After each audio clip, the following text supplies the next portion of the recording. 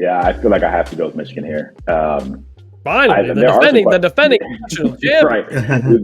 How many times did the defending national champ end up fifth on a power ranking? But there's some questions. Like, I like Donovan Edwards. I think you might have wanted to see more from him last year. He had a great national championship game, but I thought you might have wanted to see more from him last year. I think they're going to have to lean on him. The defense is going to be really good. I think Will Johnson is the best corner in the country. I think before Caleb Downs got in the Big Ten, Will Johnson was my pick for probably Defensive Player of the Year this year. I think he's that good. The defense will be really, really good again. But you have questions at quarterback. I don't know how Edwards will be taking over the entire load. Hopefully he's not playing too much college football, although he's very good at that game. But I like what they have. I think they're going to be very, very good. I think Sherrone Moore, again, you have a new coach. It's a lot of questions, but they're defending national champs. The defense loaded. When you have a corner like Will Johnson, he allows you to do a little bit more, get a little more creative on defense, just knowing he's going to lock down on the side of the field. So the defending champs can't go any lower than this. I think Michigan's an obvious 5. I think they're on the outside looking in the playoff, but if they can figure out their quarterback situation and Donovan Edwards is what they hope he can be, I think they can be a playoff team as well. I think they can probably jump into that 4th spot if Iowa falters a little bit.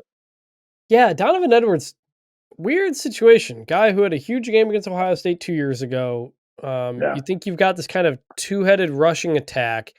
He didn't do much all of last year.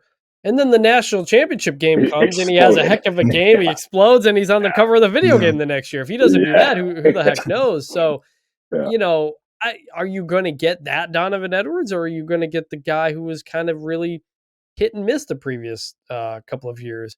To me, this really just comes down to quarterback and what you're getting. We talked about this on the last episode, but Alex Orji or Jack Tuttle, it seems like it's probably down to those two guys. Tuttle's the veteran, maybe the safer pick. Orji, does he play more? Does he still only have certain packages? Another guy who's really, really good in the video game, but we have no idea because we just haven't seen him throwing the ball in games very much at all. And the offensive line lost a lot, but I think they'll be solid there. I think they'll continue to be what they were. Sherrone Moore still the coach. Like they're going to be solid there. My second biggest question also is that schedule. The over-under for wins is 9, but they've got Texas, USC, Oregon, Ohio State. That's like probably 3 preseason top 5 teams. I think the rest of the schedule you can get through pretty easily, but it feels like 9-3 is maybe your ceiling, or 10-2 is maybe your ceiling, just because of those high-profile games. 2 of them are at home. Oregon and Texas are at home. But I don't know. If they beat Texas there in week 2, then throw everything out the window, and you're thinking repeats. Mm-hmm. We'll find out pretty quickly, at least what Michigan has, right, Scott? Yeah, I think so, and I think it really does come down to quarterback, and that we forget that before JJ McCarthy and a little bit of Cade McNamara, that was a real problem for Michigan for a long, long time, was quarterback. And so they had those two. J.J. McCarthy was the first one that they really developed that was really a good player. I mean, Denard Robinson was decent, but in a different way. But they've got to do that again. And Jack Tuttle to me is safe. If you feel like you need to play risk averse, then go that route.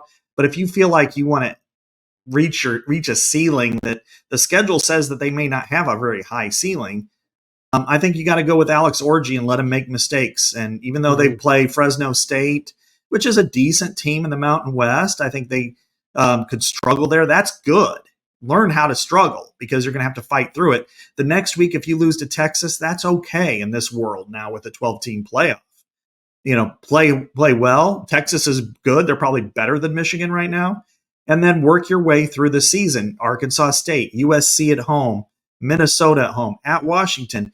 To me, I think the way to go is go with Alex Orji. Let him work through some issues. And if they're 5-1 at that point, then I think Michigan's in a decent spot and work through the rest of the season. But also the other side is they do have a new head coach, and Sherrone Moore did an outstanding job as an interim head coach for Harbaugh last year, parts of the season. But they're also going to get everybody's best shot.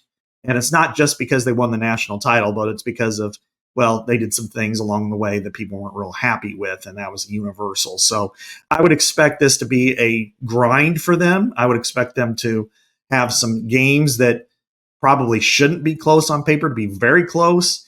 And I would expect that if there's a team that can run it up on them, they will. So this is going to be a tough year for them. They have a really good defense. They're going to fight, but I think this is going to be a weekend grind for Michigan. And I put them at 5th. I think talent-wise, they're in probably the 4th range.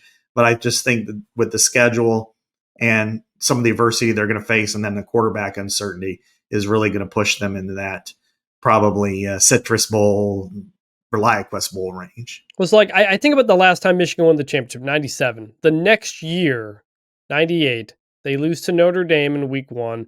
They lose to Syracuse. I think Donovan McNabb was a quarterback on that team in week 2, and they start off 0-2. And then they finished 10-3, and their only loss was to Ohio State. And so, like, 10-3 is a real solid season. They go to the Citrus Bowl, and they win the Citrus Bowl and all this stuff. That sets up the next year with Tom Brady and Drew Henson. They go to the Orange Bowl and that type of stuff. So it's going to be an interesting kind of maybe transition year here. Cam, did you have anything else on Michigan? Yeah, I guess just really quickly. I mean, you guys talk about the quarterbacks. I think Scott makes a good point with the risk versus safety assessment of both quarterbacks. I think we look at Michigan last year. I mean, JJ was good, but they didn't ask JJ to do a ton. You know, right. he kept the offense going. I think that's what this team needs to be again. Now, there's going to be games where I think they're not the same Michigan team and not as experienced as they were a year ago. So you may have to take more risks. So I think Scott's right. I think Orji is probably the guy to lead this team, but there's going to be some growing pains there as they figure out who they can lean on offense, whether Donovan Edwards is that guy. But like, I think this team, like Scott said, I think they're probably the 4th most talented team. I think they can probably answer some questions early. I think if they're 5-1 going into that bye week right before they play Illinois, I think they're in a really good spot. Then you'll kind of figure out your identity a little bit. Obviously, you have Oregon and Ohio State to end the year, but if you go 5-1 those first 6, and then you lose Oregon, Ohio State, that's a good year with the talent or the questions you had preseason coming into this year. Yeah, going to be one of the most interesting teams, I think, in all of college football this year, especially as we go into a 12-team playoff era.